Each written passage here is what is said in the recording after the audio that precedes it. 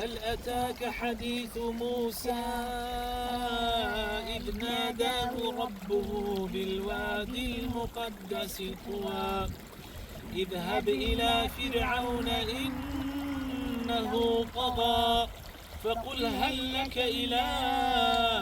أن تزكى وأهديك إلى ربك فتخشى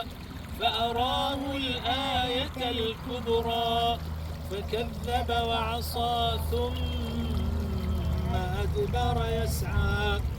فحشر فنادى فقال أنا ربكم الأعلى فأخذه الله نكال الآخرة والأولى إن في ذلك لعبرة لمن يخشى أأنتم أشد خلقا أم السماء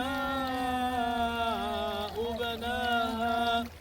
رفع سمكها فسواها وأغطش ليلها وأخرج ضحاها والأرض بعد ذلك دحاها أخرج منها ماءها ومرعاها والجبال أرساها